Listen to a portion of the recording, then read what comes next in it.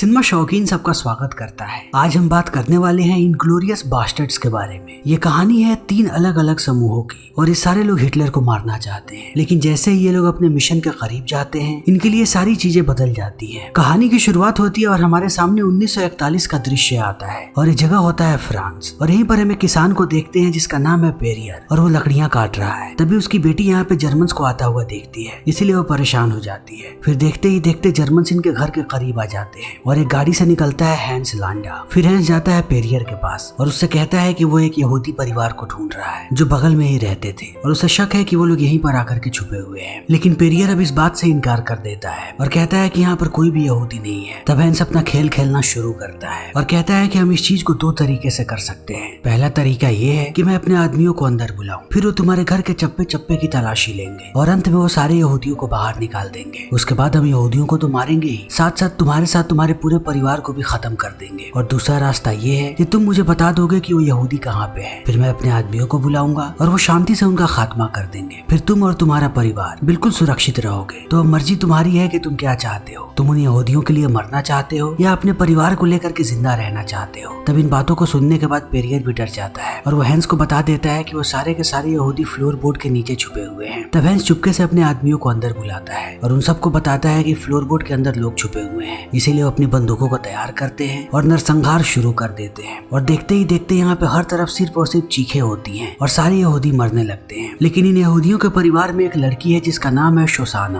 और शोशाना अब यहाँ से भागने लगती है और वो एक बार भी पीछे मुड़ करके नहीं देखती और वो ऐसे ही चिल्लाती हुई भागने लगती है। तभी हैंस बाहर आता है, वो अपनी बंदूक निकालता है और शोशाना पे तान देता है। लेकिन एक वक्त के बाद उसे एहसास होता है कि शोशाना उसके रेंज से बाहर जा चुकी है और अब वो शोशाना को मारना भी नहीं चाहता, इसीलिए वो अपनी बंदूक नीचे कर लेता है और समय ऐसे ही बीतने लगता है और 3 साल का वक्त बीत जाता है और हम देखते हैं लेफ्टिनेंट एल्डो रैन को। और एल्डो के समूह का नाम है बास्टर्ड्स और अभी उसके सामने बहुत सारे अमेरिकी यहूदी होते हैं जिन्हें वो अपने समूह में शामिल करना चाहता है। फिर वो उन्हें बताता है कि नाजीज उनके सबसे बड़े दुश्मन है, इसीलिए इन्हें नाजीज को तड़पा तड़पा के मारना है और जब भी ये किसी नाजी को मारे तब वो उनके सर के बीच की चमड़ी को उधेड़ दे ताकि जब भी नाजीज इन चीजों को देखे उनकी रूह कांप जाए। और एल्डो चाहता है कि वो हर एक नाजी के दिल में खौफ भर दे। और यहाँ पर एल्डो को पता लगता है कि ये जितने भी यहूदी यहाँ पे आए हुए हैं उन लोगों ने हिटलर की सेना के बहुत सारे लोगों को मारा है और इनके नाम से भी हिटलर खौफ खाता है। तभी हम हिटलर को देखते हैं जो बहुत ही ज्यादा गुस्से में है और वो सबको डांट रहा है और वो कहता है कि मैं सबसे ज्यादा यहूदियों से नफरत करता हूँ, लेकिन आज मैं बहुत ही ज्यादा गुस्सा हूँ क्योंकि जिनसे मैं नफरत करता हूँ वही मेरे सेना का खात्मा कर रहे हैं, इसीलिए जल्दी से जल्दी उन सारे अमेरिकी यहूदियों को खत्म कर दो। तभी हम आल्डो के ग्रुप को देखते हैं और इन लोगों ने बहुत सारे नाजीज को मारा है और इन्हें मारने के बाद ये लोग इनके सर की चमड़ी को उधेड़ रहे हैं और उसके साथ साथ इन लोगों ने उनके सार्जेंट को पकड़ लिया है जिससे वो नाजियों का पता पूछ रहे हैं और वो उसे बताते हैं कि वो उसे कितना ज्यादा टॉर्चर करेंगे। और यहीं पर हम देखते हैं ह्यूगो को। ह्यूगो वही इंसान है जिसके नाम से भी सारे नाजीज कांपते हैं क्योंकि उसने अकेले सबसे ज्यादा नाजीज को मारा है और उसके किस्से पूरे बर्लिन में फैले हुए हैं कि ह्यूगो कितना खतरनाक है। इसीलिए बास्टर्ड्स ने ह्यूगो को अपने ग्रुप में शामिल किया है ताकि वो ऐसे ही नाजियों का खात्मा कर सके। इसीलिए वाल्डो पूछताछ कर रहा होता है सार्जेंट से, लेकिन ये सार्जेंट बहुत ही ज्यादा जिद्दी है और वो किसी का भी पता नहीं बताता। तब इस चीज को देखने के बाद वाल्डो गुस्सा हो जाता है और वो यहाँ पे बुलाता है डॉनी को। डॉनी बहुत ही क्रूर है और वो सबको बेसबॉल बैट से मारता है और अभी भी उसके हाथ में बेसबॉल बैट है, इसीलिए वो आगे आता है और उस बैट से सार्जेंट को पीटने लगता है और मार मार के उसका काम तमाम कर देता है। और इस चीज को देखने के बाद अब बाकी नाजीज एकदम कांपने लगते हैं। तभी लोग दूसरे नाजी को आगे लाते हैं और उससे पूछना शुरू करते हैं और कहते हैं कि अगर तुमने उनका पता नहीं बताया तब अगली बारी तुम्हारी है। और डॉनी तैयार होता है इसे भी मारने के लिए और आल्डो उसे कहता है कि अगर तुमने जानकारी मुझे दे दी तब मैं तुमसे वादा करता हूँ कि मैं तुम्हें रिहा कर दूंगा। फिर ये सिपाही डर जाता है और सब कुछ बताने के लिए राजी हो जाता है। फिर आल्डो उसके सामने एक मैप रखता है और कहता है कि हर एक लोकेशन पे टिक करो जहाँ पर भी नाजी छुपे हुए हैं और ये सिपाही ऐसा ही करता है। लेकिन पूरी जानकारी देने के बाद उसे आल्डो कहता है कि हम तुम्हें ऐसे रिहा नहीं कर सकते, इसलिए हम तुम्हारे माथे पे एक निशान देना चाहते हैं। और इतने कहने के बाद अब ये लोग इसके माथे पे स्वास्तिक बना देते हैं और कहते हैं कि अब सीधा हिटलर के पास वापस जाओ। इसीलिए सिपाही जाता है हिटलर के पास। तब हिटलर इसे देखने के बाद बहुत ही ज्यादा गुस्सा होता है और कहता है कि मैं समझ नहीं पा रहा हूँ कि उन लोगों ने तुम्हें जिंदा क्यों छोड़ा। तब सिपाही कहता है कि मैं बस भाग के आ गया और ये हिटलर को कुछ भी नहीं बताता कि इसने जानकारियां उन्हें दे दी हैं, लेकिन वो अपने सर का निशान दिखाता है हिटलर को। तब हिटलर समझ जाता है कि उन लोगों ने इसके साथ क्या किया है और वो चाहते हैं कि इसे ताउम्र ये बात याद रहे कि ये एक नाजी है। लेकिन अब हिटलर को ये बात पता नहीं कि अब इसके मिलिट्री की जानकारी ऑल्डो के पास है। तभी हम शोसाना को देखते हैं और शोसाना अब एक फिल्म थिएटर चलाती है और उसने अपना नाम भी बदल लिया है ताकि किसी को भी पता न लगे कि वो एक यहूदी है। तभी यहाँ पे एक नाजी स्नाइपर आता है जिसका नाम है फ्रेडरिक जोलर और फ्रेडरिक एक वॉर हीरो है। जब वो अपना आखिरी युद्ध लड़ने गया था तब उसने एक बार में 250 लोगों को मारा था, इसीलिए पूरे जर्मनी में उसके चर्चे हैं और अभी उसकी जिंदगी पर एक मूवी बनाई जा रही है जिसमें वो खुद एक्टिंग कर रहा है। इसीलिए वो शोसाना से बात करने लगता है और फ्रेडरिक को देखने के बाद हमें पता लगता है कि वो शोसाना को पसंद करने लगा है, इसीलिए वो उसके साथ फ्लर्ट करता है और कहता है कि उसे फिल्में बहुत पसंद है। लेकिन शोसाना उसमें कोई भी रुचि नहीं दिखाती क्योंकि वो नाजिस से नफरत करती है। तब यहाँ पे फ्रेडरिक उसका नाम पूछता है लेकिन शोसाना अपना नाम नहीं बताती और अपना पासपोर्ट उसे दिखा देती है जिसमें उसका नकली नाम लिखा हुआ है। और इन चीजों को देखने के बाद फ्रेडरिक यहाँ से चला जाता है। लेकिन अगले दिन जब शोसाना कैफे में बैठी होती है तभी फिर से फ्रेडरिक यहाँ पे चला आता है और वो दोबारा शोसाना से बात करने की कोशिश करता है, लेकिन इस बार फिर से वो रुचि नहीं दिखाती। तभी रेस्टोरेंट के बाकी लोग आने लगते हैं यहाँ पे फ्रेडरिक के पास क्योंकि फ्रेडरिक बहुत ही मशहूर है। और यहाँ पे शोसाना को पहली बार पता लगता है फ्रेडरिक के बारे में। तब वो पूछती है कि आखिर तुम कौन हो। फिर फ्रेडरिक बताना शुरू करता है कि वो एक स्नाइपर है और उसने अकेले 250 सिपाहियों को मारा था, इसीलिए पूरे जर्मनी में उसके चर्चे हैं और जल्दी उस पे एक मूवी भी बन रही है। तब इन सारी बातों को सुनने के बाद शोसाना चौंक जाती है, लेकिन फिर भी वो फ्रेडरिक में कोई भी रुचि नहीं लेती और यहाँ से चली जाती है। लेकिन अगले दिन जब वो काम कर रही होती है तभी उसके पास कुछ सिपाही आते हैं और उसे पकड़ के ले जाते हैं। तब शोसाना को पता लगता है कि उसे फ्रेडरिक ने बुलाया था और अब फ्रेडरिक उसे बड़े बड़े लोगों से मिलवाने लगता है और ये सारे लोग फिल्म इंडस्ट्री से ताल्लुक रखते हैं। फिर वो लेकर के जाता है प्रोड्यूसर के पास और कहता है कि शोसाना भी अपना एक थिएटर चलाती है और मैं चाहता हूँ कि हमारी फिल्म का प्रीमियर उसी के थिएटर में हो। तब इस बात को सुनने के बाद शोसाना भी चौंक जाती है, लेकिन वो आदमी कहता है कि पहले मैं थिएटर को देखूंगा, इसीलिए मेरे लिए एक स्पेशल स्क्रीनिंग रखवाओ और अगर मैं तुम्हारे थिएटर से प्रभावित हुआ तभी वहाँ पर मैं अपनी फिल्म का प्रीमियर करवाऊंगा। और शोसाना भी इस बात के लिए मान जाती है। तब वो आदमी कहता है कि अब मैं तुम लोगों को मिलवाना चाहूंगा प्रीमियर के सिक्योरिटी इंचार्ज से जिनका नाम है हैंस लांडा। फिर यहाँ पे हैंस आता है और अब हैंस को देखने के बाद शोसाना चौंक जाती है, इसीलिए वो यहाँ से जाने की कोशिश करती है, लेकिन हैंस उसे बैठा देता है और अब वो शोसाना से बात करने लगता है। तब शोसाना को बार बार अपने परिवार की झलकियां याद आ रही होती हैं कि कैसे हैंस ने उसके पूरे परिवार को मौत के घाट उतार दिया था, इसीलिए वो बहुत ही ज्यादा डरी हुई होती है। लेकिन वो अपने आप को संभालती है और वो हैंस के सारे सवालों का जवाब देती है और हैंस को इस पर शक भी नहीं होता और उसे पता नहीं लगता कि ये वही लड़की है जो इनके चंगुल से भाग गई थी। लेकिन जैसे ही हैंस यहाँ से जाता है शोसाना एक बार फिर से टूट जाती है और वो फूट फूट के रोने लगती है। तब वो प्रोड्यूसर पहुंचता है इसके थिएटर में और वो पूरे थिएटर में घूमता है और देखने के बाद बहुत खुश होता है कि इनका थिएटर बहुत ही प्यारा है। फिर वो शोसाना को कहता है कि हम अपना प्रीमियर यहीं पे रखेंगे, लेकिन मैं तुम्हें बता दूं कि यहाँ पे हिटलर भी आ सकते हैं और उसके साथ साथ यहाँ पे जर्मनी के सबसे मशहूर लोग होंगे, इसलिए तुम्हें सबका ख्याल रखना है। लेकिन जैसे ही ये लोग यहाँ से जाते हैं अब शोसाना को एक आइडिया आता है। वो हमेशा से नाजिस को मारना चाहती थी और अब उसे परफेक्ट प्लान मिल गया है, इसीलिए वो मार्सेल से बात करती है। मार्सेल इसका साथी है, वो एक काला आदमी है और उसे भी ये लोग पसंद नहीं करते, इसीलिए अब शोसाना इसके साथ मिलकर प्लान बनाती है कि जैसे ही सारे लोग यहाँ पे आएंगे हमारे पास जितने भी रील्स हैं फिल्मों के हम उन सबको जला देंगे और ये रील्स बहुत ही तेजी में जलते हैं, एक नॉर्मल पेपर के मुकाबले 3 गुना ज्यादा तेजी से। और हमारे पास बहुत सारे रील्स पड़े हुए हैं, इसीलिए अगर हम इन सारे रील्स को जला दें तब यहाँ से कोई भी जिंदा बाहर नहीं जा पाएगा। इसीलिए अब शोसाना अपने प्लान में लग जाती है। तभी हम देखते हैं ब्रिटिश कमांडर को जिनका नाम है आर्ची हिकॉक्स और वो जाता है अपने जनरल के पास। तब जनरल उसकी बहुत ही ज्यादा तारीफ करते हैं और हमें पता लगता है कि आर्ची कितना खतरनाक सोल्जर है और उसे अब तक जितने भी मिशंस मिले हैं उसने सबको पूरा किया है। इसीलिए जनरल चाहते हैं कि अब आर्ची एक और मिशन पे जाए और इस बार उसका मिशन है कि वो जर्मनी जाएगा और वो उसी फिल्म प्रीमियर के बारे में बताता है जो शोसाना के थिएटर में होने वाला है और वो कहता है कि वहाँ पे हिटलर भी आने वाला है।